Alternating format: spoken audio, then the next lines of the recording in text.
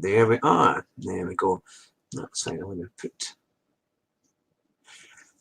Hello and welcome to the Car Sim and Race Driver Show with me, Hugh Hattrick, and my very special guest, Kenny McLean. Hello. A star from Duns. I've put it there. I'll be saying, we're talking you up here. But Kenny McLean, as you'll see in a few minutes, is one of the main creators of all the exhibits that were put into the Jim Clark Motorsport Museum. That's right. I'm sure you'll correct me if I get it wrong. Just let me know.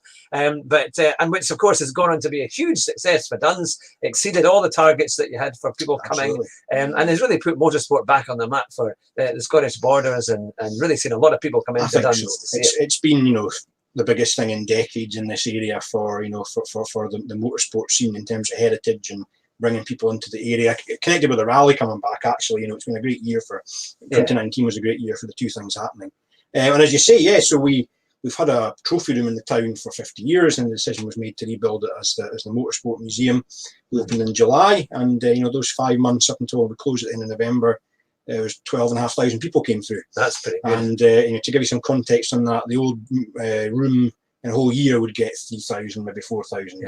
So we did 3 times that in half a year, which just shows you the interest there's been. It's the Jim Clark name is still a absolute icon internationally, not even just within Britain. So lots of visitors coming to see it for the first time. Lots of people coming back who came to the old room and wanted to revisit. So, and between those two things, it's been a real addition to just the local visitors. So it's been fantastic. And we had days when we had 100, 150 people through, which is absolutely really brilliant, actually, isn't it?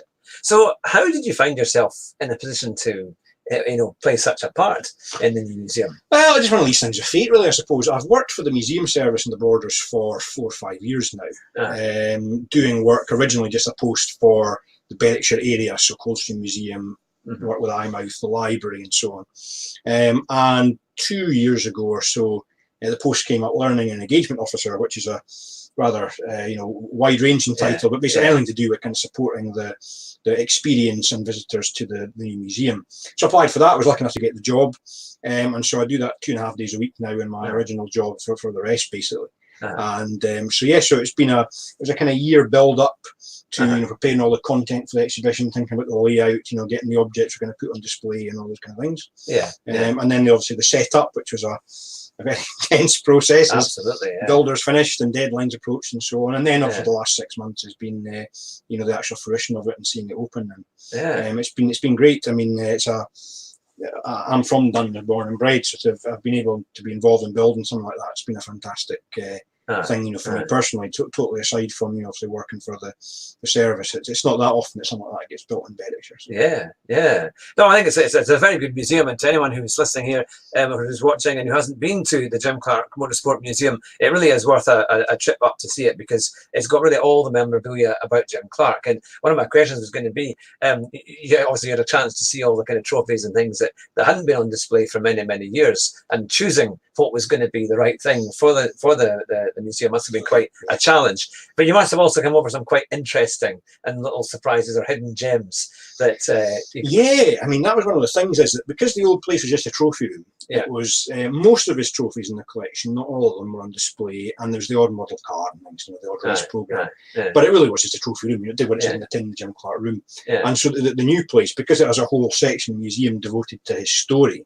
and it's a case of telling his story through obviously photographs and information panels and film and so on, but also through objects. And as you say, it was a case of going through the collection and also seeing what we could acquire from other people on loan, or even off eBay, believe it or not. There's a fantastic lion comic with Jim Clark on the cover. The story was Indianapolis success, and it was just obtained online. We didn't have a copy in the collection, but spotted it and for £5, £10, whatever it was, and it's on display now. So it shows you that it was about building it up, mainly from the collection, but also what else we could acquire. So, And I hear that people do send they send things into the museum as well. That you've had we do quite interesting things sent every month. There's probably something interesting comes in. People send photographs in the main, but maybe race programs they've had, or where people. They were at a dinner sometime that Jim Clark was there and autographed their menu or that sort of thing. So, and occasionally more unusual items as well. Maybe get a book that someone owned that Jim Clark signed or that kind of stuff. So, Yeah. And the museum is always interested in these things. We have a temporary exhibition gallery in the museum, and each year a different theme will be taken for a new exhibition. So there'll always be the possibility in future to put new things on display, and also use them in terms of, part of my job now becomes about school outreach, getting schools and educational groups in to visit, and we can use objects for those activities as well. When we go to talks and shows and conferences and events and put little displays on too. So the more the merrier, really. If people have something that they're interested in and think might be of use, get in touch at least. And we always say don't assume that we've already got it. We can tell you. So if you've got a pair of Jim Clark socks, you can send them in. There's a whole variety of things. If someone's got particularly stuff that was personal to Jim, obviously. But even things like there was a record made, The Ballad of Jim Clark, which we don't have a copy of, and I believe one sold at an auction or something a while ago, but we've not come across one yet. So that would be quite good to have that playing in the background. It's always about building up that kind of picture of his life, really, because so much of it, he was a media, although he was a shy and reserved man, he didn't really enjoy the limelight. He was a media star of his age, and so he was covered in all these magazines, and there was so many things made that was about him, and it's just about getting a kind of a cross section of those just to show people what he was about. One of my favourite bits in the museum, although it's not a prominent feature, is in the garage area where the cars are on display.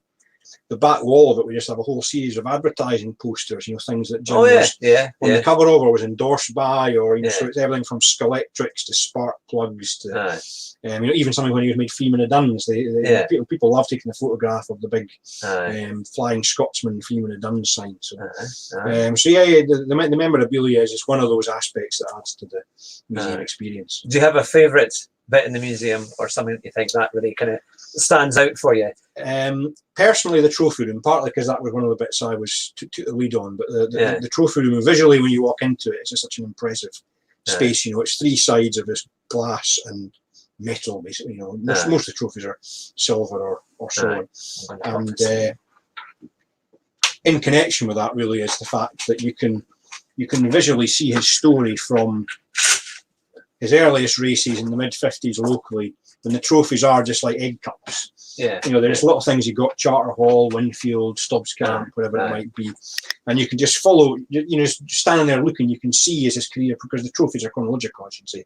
You can see from the very first trophies and how they get bigger and more impressive, and the German Grand Prix, and Indianapolis and Le Mans, all these kind of things. So the trophy room is fantastic, because those are things that he won for what he was famous for. The sections about his life in the farm and his personality away from the track and so on are very, very interesting parts of the museum too. But the reason we all know who Jim Clark is because he was champion of the world. He was the greatest racing driver there's been. And the trophy room area really brings that home. And what we've done with it to bring it into the 21st century is that now, there's the iPads on each side. You move the iPad along the rail, it knows where you are, follows where you go. Wherever you stop the iPad, it tells you about the trophies in that bay. And you can watch footage from the race, photographs, learn about the car and the track.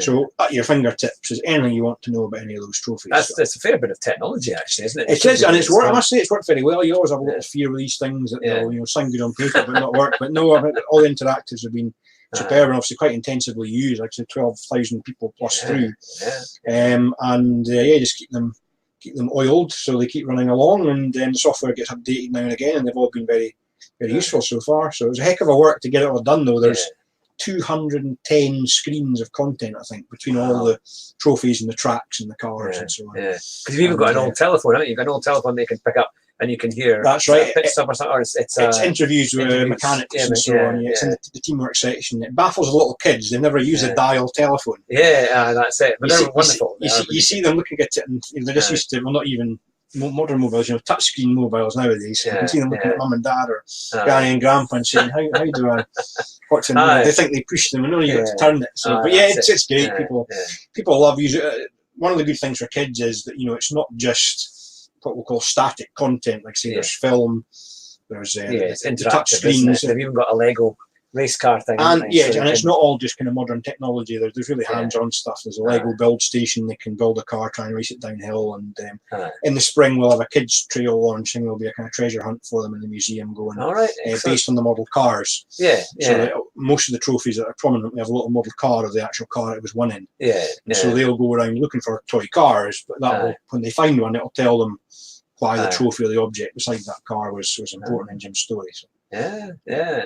I mean, also, as we are the Car Sim and Race Driver show, it wouldn't be right to mention the simulators. You've got a phenomenal simulator in the museum as well. Tell us a bit about that. It's been, one of the kind of, big key selling points of the new place was having the space to do different things. Yeah. And so in the main atrium, there is a reproduction Lotus 49 bodywork, simulator with virtual reality helmet, or you can race it using the widescreen TV if you prefer. Yeah. And that has been particularly great again for younger people. When we have school classes in, school visits, girl guides, or a whole load of things, they have a whale of a time with it. But during normal opening hours, it's available to anyone. There's a supplementary charge for it, but you get a quarter of an hour or so on the car.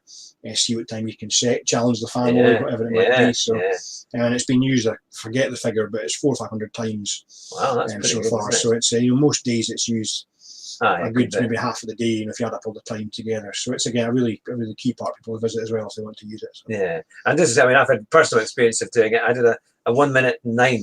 Well, that was my best time that I did, so it wasn't too bad. And of course, you've had competitions. You had one earlier on in January, on the 4th and the 5th of January, and that was well attended, and people had a great time. Yeah, we had about 50, 60 people through, mainly families, which was good. It was partly how we did it. It was to fall between New Year and the schools going back. And we had a prize for each day, whoever did the quickest time, who could be fastest round the Silverstone circuit that it's run on most of the time. So and it's hard. It's really, it's not like an arcade game where you just go and jump in and sit in. You feel everything, because you've got to lie quite flat in this car, and it's quite tricky.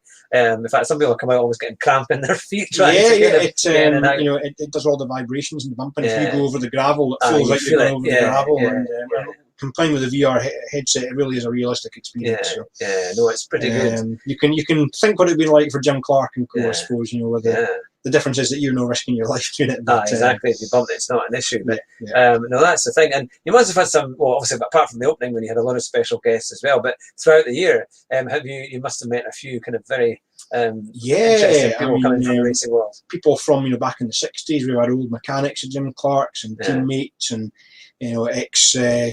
ex-girlfriends and so on come up, right through to modern drivers. We've had people from the current sort of Formula 3 scene and that kind of stuff. The development up to Formula 1 and people from touring cars and Dario Franchitti, of course, as well as the car for display. And we've had all the great names. Jackie Stewart was there also to open it, and McNish and all these kind of guys. So it was a great day. I was there for the opening, and it was fantastic. I thought they really put on a great job. And Jackie Stewart, I mean, he talked for about half an hour outside. I mean, I thought he really gave his all to kind of talk about. He still has a great passion for that year, and obviously his great friend that was Jim Clark. And I think Jackie Stewart's a lovely sort of line that runs through the whole story, because back when the trophy room first opened in 1969, Jackie Stewart was he didn't formally open it. I think it was Jim Clark's parents and the moderator of the General Assembly of the Church of Scotland actually opened the room initially. But Jackie Stewart was the face of the there was a medal they produced, a medallion, to help raise money for it. He was the face of that campaign, so that was 50 years ago. 25 years ago the room was refurbished, and he came and opened that, and then here we are just last year. He was opening the new museum. So very fittingly, I think, Jackie's been the kind of thread that's run through all of the story, and Jackie Stewart really has been a great ambassador for the museum. Was it about 1994 when it was redone? Yeah, so it was the 25th anniversary of Jim Clark's death, so it would be 93. 93, right. So it was redone 25 years, and we've obviously for the 50th had it rebuilt. 10 times the size of it was. An incredible difference, really. I mean, because you had some amazing people turn up to the old one, in terms of you had Ayrton Senna turn up, Ayrton Senna and David Coulthard, I think, and all kinds of blokes. Ayrton Senna, actually, there's an interesting story that he went to Loreto, the school that Jim Clark went to, and then came down to the museum.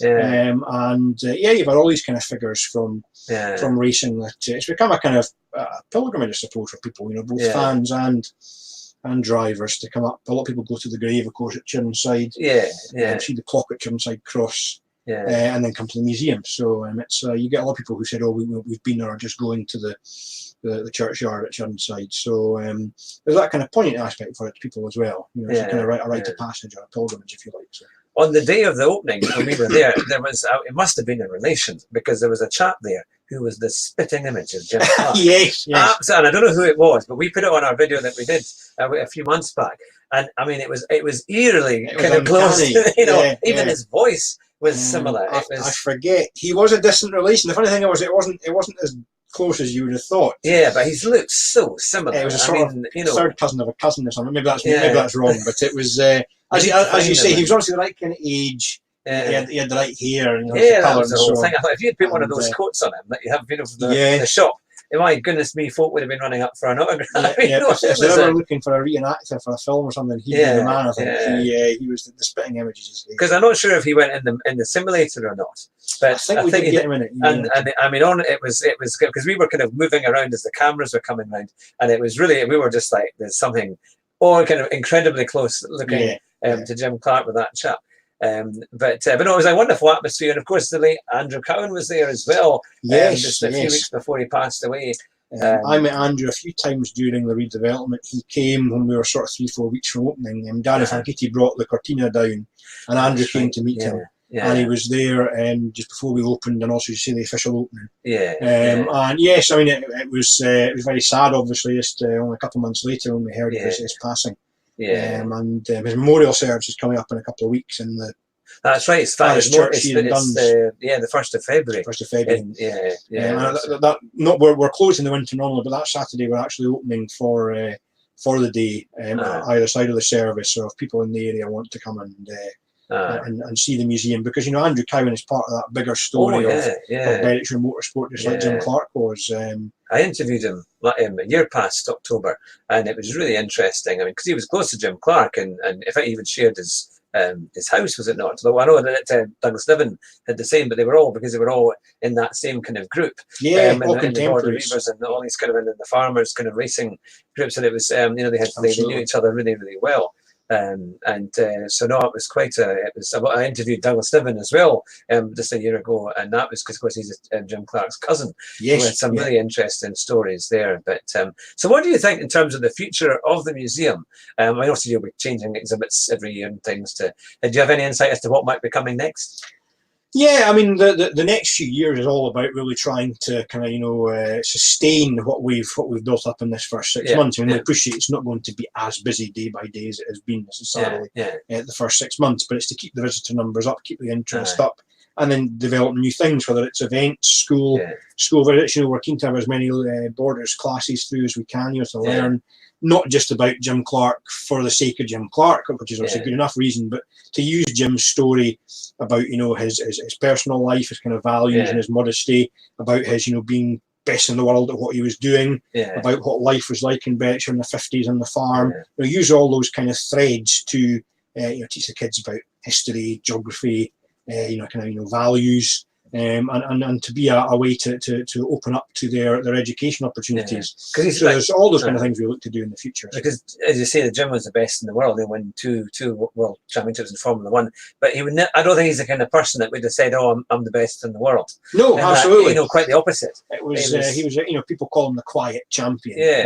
And I think the other thing we like to focus on is the fact that people have won more Formula One World Championships than Jim Clark have, but you won't find anyone, I think, maybe Fangio, but other than him, who did it in so many categories of racing. And that's the key that unlocks beyond the Formula One clientele. To say that here's a man who excelled in saloon car racing, in endurance racing. Not only in Formula One, but Formula Tasman, who won Indianapolis. First in American for half a century. And they travelled all over the world all the time. I mean, it was such a busy diary. Now they have, I know they've got like 21 races in Formula One, but, but for a long time it was about 15 or 16. And after that was pretty much it.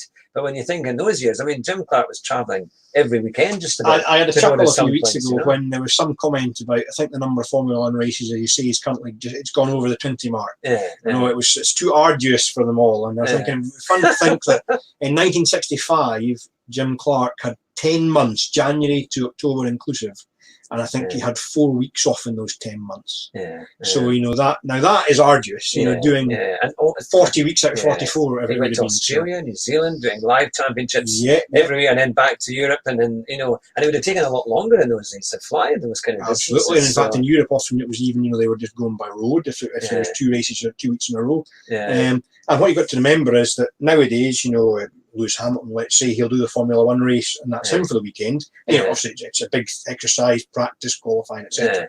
But, you know, Jim Clark was sometimes racing 2 or 3 races in an afternoon. You know, he was doing the support race, which might have been, you know, the Formula 2, let's say. Then he'd have a wee break, get a bite to eat. He often had a steak and kidney pie, apparently, which is probably the dietitians nowadays would frown upon, but fuel himself up, go and do the Formula One race. And then there was often a saloon car race to close the day. And so on more than one occasion, he did all 3 categories and won all 3 in a row. So, you know, he'd going from a Formula 2 car to Formula 1, then into a Lotus Cortina, or a Ford Galaxy, whoever it would be. And then winning all 3. Sometimes he'd do a race in Britain on the Saturday, fly to France on the Sunday. Did that several times. On one occasion, he was in Canada on the Saturday and flew, and this is kind of against the time zones, you know, and raced in London on the Monday. You know, so he kind of flew overnight, Saturday into Sunday, and then racing the Monday in London. So, yeah, he was doing 70, 80 plus races a year. Yeah, that's incredible. And that's what sets him apart. Like I say, you can look at a man who, from a position of having never raced until he was in his late teens, you know, he wasn't go-karting or involved in what we kind of think of the youth system now. You know, he just a natural talent, took to it, and from then excelled in all those, you know, even rallying. You know, he didn't never had the opportunity, of course, to win a rally championship because he couldn't devote all the weekends for it. But you know, the British Rally in '66, he was excelling in, and he just could have done anything. You know, and also that's one of the things that he began with in the Borders was the rallying scene, and we have the rally in his name today, obviously. So, what was, you know, people come in and say, "Oh, was he the greatest driver ever?" And we can say, well, if you're talking about Formula One, we'd like to think he was, but we appreciate that there's other contenders. He has to be right up there. He has to be right up in that. But I think in terms of drivers, in terms of all-round motorsport achievement, I struggle to. Like I say, you can go back in time to the kind of Fangios and so on, but obviously I would say even he would surpass that. But certainly, you know, people since, I don't think anyone has excelled in those 3 or 4 different types. Well, no one since has won Formula One in Indianapolis in the same year, for example. And people have tried, you know, 50 plus years. Been trying to do it, and so all the rest of it. It is. Montoya before him and so on, but no one's ever. In fact, you know, it's actually rare for a Formula One driver even to win it. Never mind to try and win Formula One as well. Yeah, it was only Mansell who did the Formula One in '92, and then he won the IndyCar in '93. Which was it's you know, who knows? Maybe someone will do it someday, I guess. But it's you know, Jim Clark, and not only was he the first, but he still remains the owner. And one of the things we had a few years ago was the celebration day in Duns when they closed the road in Town Street, and they had some racing cars and actually a wonderful display of cars, and they all did kind of kind of wheel spin starts as they kind of put mock starts along New Town Street, and it was incredible just to watch it. And that. Do you think they will ever do that again? Is there maybe plans potentially? I'm sure it will happen again. I mean, it's a big logistical exercise. And I mean, in the past year, for example, we had the road closed twice for the official opening and then for the Bowness Revival road tour. So we have to be careful, obviously, as to, you know, it is the main road through the town. But no, I'm sure that you know, there'll be an anniversary coming up or something when they'll like to do it kind of, you know, and if we don't kind of abuse people's goodwill, for want of a better word, you know, something now and again, absolutely, because it's a great location right outside the museum. As you say, you can have cars parked up, you can do demonstration runs and so on.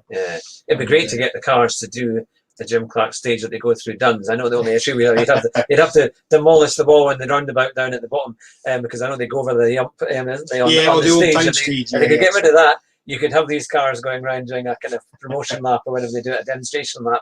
Around it might come back someday. I know, obviously, that they're bringing the rally back in, and they've got to be more, more careful even than ever now about the safety side. But no, I mean, it's a good opportunity for us, like I say, every now and again, you know, maybe every few years, just to do an event. Because I think it's great, and it brings a lot of people in. I mean, a lot of people came to watch that, you know, and now it's publicised and put out on YouTube. And you see the cars in their natural environment, you know. I mean, it's wonderful in the museum now because you can get up to within a couple of feet of his British Saloon Car Champion, touring cars it is now, winning car, his Formula 1 winning car, although it's 25. But there's just something about seeing the cars, running, the noise, the smell, the movement.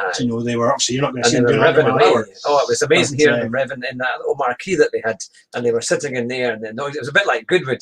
You were kind of watching them as they got ready to come onto the track, and off they went. And of course, Alan McNish drove one, Jackie Stewart drove one. Obviously, Douglas Niven had his Beetle, and others, so he drove his car. So it was a fantastic run, and of course, you had some of the younger drivers, I think, from Formula 3, and some of the lower formulas, but amazing cars, and they were kind of doing their wonderful warm-up. No, it's a kind of festival atmosphere, and I'm sure it'll happen sometime.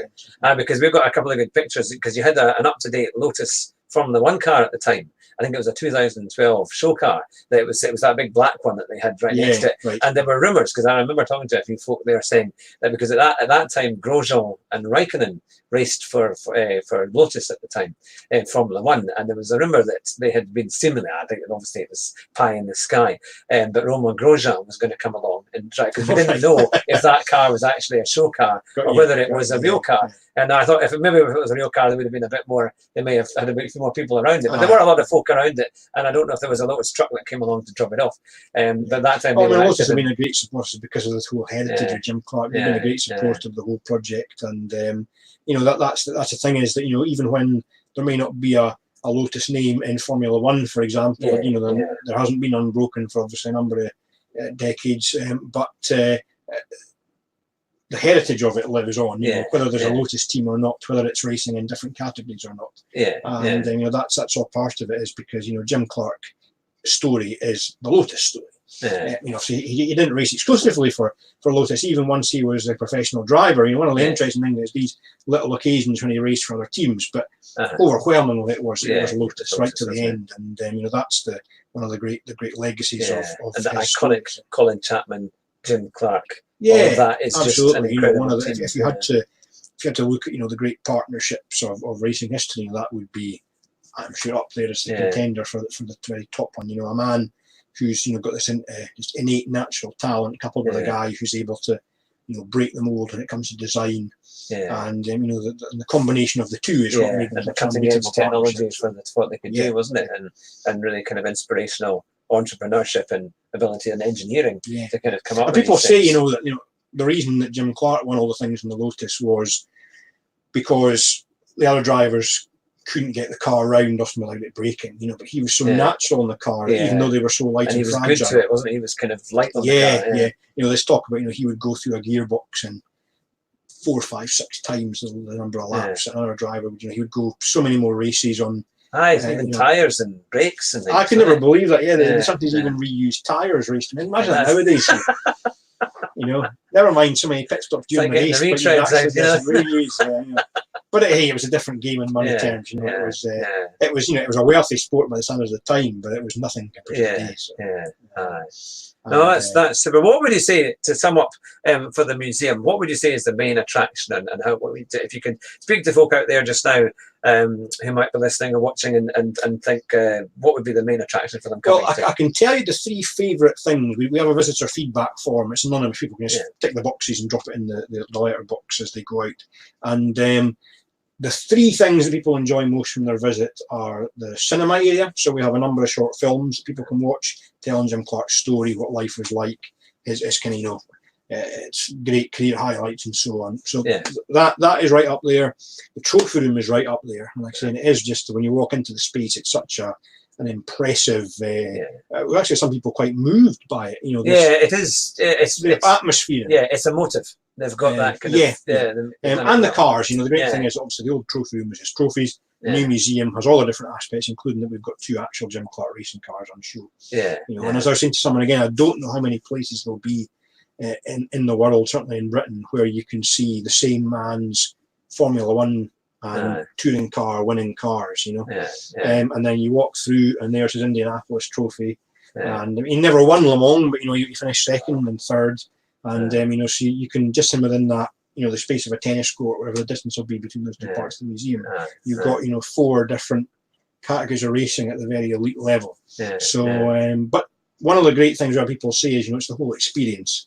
So the museum really does take you around in a natural flow. It tells you who he was, what he achieved, what he was like, and so what happened to him in terms of the tragic accident and his death, and how that's influenced safety since. Yeah, that German video they showed was. Yeah, it was really interesting. It was stirring, actually. It was quite a thing to watch. It is, and it's quite. There's a kind of bittersweet element of that he wasn't killed, in Formula One or in some really important race. Yeah. It was, by the standards of the time, reasonably important, but it was just a routine run-of-the-mill Formula 2 race. And he was the greatest driver in the world, and something in the car broke, whatever it was, and that was the end of it. And so it's about all those elements. What has been so fulfilling for me is that you get people who come who they've maybe heard the name and that's it, or maybe that the dad's a motorsport fan, but the wife and the kids don't really know. And people who know little to nothing enjoy the experience as much as the aficionados. And that's really because we've got the layering of if you know nothing, you can come in, look at the pictures, read the big panels, look at some of the objects, have a go in the interactive, see the film, whatever it might be. But if you're a Jim Clark fan, there's content there for you could be hours in the museum with all the touch screens and because it's all at your fingertips really. So every race he raced is in that database. Everything you've got footage of is there somewhere. That's really good. Which is fantastic, and that way keep people coming back to, like I say, the temporary exhibitions will change every year. Last year it was kind of his 2 Formula 1 seasons photographs. It was called Champion of the World. This coming 2020 season, it's Clark on canvas. So we're having a display with the Guild of Motorsport Artists, and it will be various types of artwork, produced with Jim Clark as the subject. And so there'll always be new content on that side. The cars will change every few years. So we've got the cars are all on loan from other museums and owners and so on. So there'll always be something new to see if you come back each year. But even if not, you could spend so long looking at all the. If you want to pour over the touchscreens for hours, you can do so. No, it's great. It's really super, and you never know who might turn up to come in and see it. Absolutely, we had Steve Ryder was in one day, and it was someone from the Porsche series in Germany the next, and Jackie Stewart's family came and visited, and so you never know who might be there as well. I remember coming. I'm trying to remember the chap. Oh, he's quite big in Formula One. He does a lot. I don't know if he writes for Autosport, but I remember being in the Jim Clark room when he came along. What was his name? Is it Peter? Yeah, Peter Windsor. Right. Yeah, I'm sure, and I think I've seen him again. And I noticed at the big opening, you had a lot of the major journalists who quite regularly appear on Sky F1. They had turned up as well to kind of also. Well, I think Peter Windsor's a great. I think Jim Clark's a great hero of his. So and as you say, and we've had people from. We had I can't remember what the man's line of work was. We had an industrialist from Japan who was sort of over in London or something, and obviously wanted to come up and see the museum. And we've had people from New Zealand, Australia, and all corners really. In fact, I think from my memory from the survey, I think not far off, maybe it wasn't 10%, but let's say 7 or 8% of visitors have actually been from from abroad. Which is great, I think it's over maybe 1,000 people or so who've been, in fact we had one American fellow and his wife. They were doing the European holiday, so they were having however many weeks it was, and so their visit to Britain was London to see Buckingham Palace and the Tower of London, Edinburgh for Edinburgh Castle, Loch Ness, and the Jim Clark Motorsport Museum. So I'm now saying that we're up there with Buckingham Palace, Edinburgh Castle, and Loch Ness for. That's pretty good going, isn't it? But it's fans will travel far distances to see stuff about their hero. And again, we've had some very emotional visitors. There's been people who even in some cases kind of broken down and cried, and that's not been it's not a bad museum. It's because of the emotion of it for them. If it's maybe he was their idol and their hero, and Jim Clark, obviously it's been 50 years gone now, but and that's kind of quite reassuring as well, that for those people, as we say, it isn't Jim Clark land. It's not been made in a kind of twee kind of fashion. No, it's very respectful and decent. It is, and it's got an emotional connection for people, because it's not just about he was a man who won lots of races. It's about what he was like as a as a person, and what his personality was like, what his values were. And a lot of it in contrast to what people are like today. So much of celebrity culture nowadays is about excess and showing off and kind of arrogance. And really Jim Clark was the anathema of all that. He was quiet and retiring, and didn't really like. I've heard like some of his limelight, interviews, so. and really just incredibly interesting. You could listen to him for hours because, you know, he had obviously huge insight from what he did for his living, and just how nice he was, you know, how decent he was. I think that's the kind of that picture came over Lena massively. And I always remember my father he knew Jim Clark. He was around at the time as a GP in Duns. But what was quite funny was that he was once driving up to Edinburgh, and he had a normal Ford Cortina, and he thought he was doing quite well because he used to drive fairly quickly around these borders roads, doing night calls and whatever else. So he was kind of used to the roads, and he was past it wasn't Carfrey Mill, kind of going up towards Sutra, and he thought he was doing quite well, and all of a sudden this car flew past him, and he said, "My goodness me, that's Jim Clark," you know. So it was absolutely the thing in his Lotus Cortina. So it's you know, I think a lot of people on the borders still have those that they would have met. They do. There's so many people remembering, because, you know, say through the agricultural industry and they still live in the area. And what we have to remind people sometimes is, of course, that, you know, in his autobiography, for example, he'll talk about, you know, I collected a car at Luton and brought it up, and I reached 120 miles an hour because there was no speed limit until the mid-60s. That's it. And so you occasionally say someone you can maybe see. And you're talking to them about his life in the area, and they might say, "Oh, I remember, he went at terrible speeds," and it was like, "Yeah, well, because everyone did, because you know, the roads are so much quieter." And the thing is, the cars didn't have the brakes. Well, that was the thing. Not everyone had a judgment of Jim Clark. You need to be a good driver in those days. But just to go back to what you're saying then about his interviews, is one of the things that I've always taken from, you know, kind of listening to it all, is that he strikes you as a man who never took for granted what he had, you know. He always talked about it in the way of, you know, someone who was always trying to improve, but also it was, you know, it wasn't a kind of arrogance about how good I am, you know. He never would say anything like that. I've really never seen any, you know, whether it's print, recorded, you know, TV, film, I mean, Pathé News. I've never seen that I can think of offhand. I've never seen anything with Jim Clark being interviewed which he would describe as being kind of brash or full of himself or kind of show-offy. You know, I mean, obviously, you know, he was champion of the world and he would get invited into TV shows and people would laud him and so on. But there was always a kind of humility to it. Yeah, he never kind of, he would never come out saying, "Oh, yeah, I'm the best in the world." Absolutely, you know. And I think that also, you know, that was part about what his values were, how he was brought up and so on, no doubt. I think it was also kind of awareness of how fleeting success could be, and not for, you know, nowadays it can be fleeting because you might lose your form and not get your contract renewed. In those days, it was because, you know, they were facing death and injury. You know, and so there was never the kind of one-upmanship, I think, in the driving circles that there is maybe today, because you know, it was a matter of life and death, not just a matter of, you know, getting the next contract or winning the next so many points. And that's, you know, there's always that sort of little edge to it, you know, that. Those guys that lined up every season, come the end of the season, a certain number of them would be dead. And, you know, we don't think of that nowadays. And the museum, to explain it to a younger generation, has to get that across to people that, you know, one of the legacies of Jim Clark has been the safety improvements that mean that now, you know, thank goodness, you go 10 years in Formula One and there might be no fatalities and only you know, a couple of injuries, you know, of any notable degree, whereas in Jim Clark's day, you would struggle to go a few months and someone not be killed at times. So one year was one of the years in the 60s, but it was like 7 drivers were killed in the whole year. I mean, certainly. I think one of the seasons, there's a stat about it, that the number of men that lined up for that season, it was maybe 65 or 66 or something. By the end of the decade, I think between a quarter or a third of them had died. And we have there's a big back scene photo in the legacy part of the museum, which is people at his funeral, you know, standing at his funeral, and in the centre of the image it's Graham Hill and Joe Bonnier, and again by 1970 or whatever it was, both of them were 71, whatever it was, both of them were dead. So it was a It was it was like a gladiatorial sport, really. The way that they regarded life and death, but it's something. But well, it's an amazing museum, and it's been a pleasure to have you on the show, Kenny. I'll have to give the plug. We reopen from the 1st of March. Of course. 10 till 4:30, except closed on Wednesdays and Sundays only from 1 o'clock. So any day of the week apart from a Wednesday, basically, and they have a lion on a Sunday morning. But that aside, like I say, it's open all the time from 1st of March to the end of November. And we'd love to see people through. Say there'll be, even if you visited before, your ticket's still valid.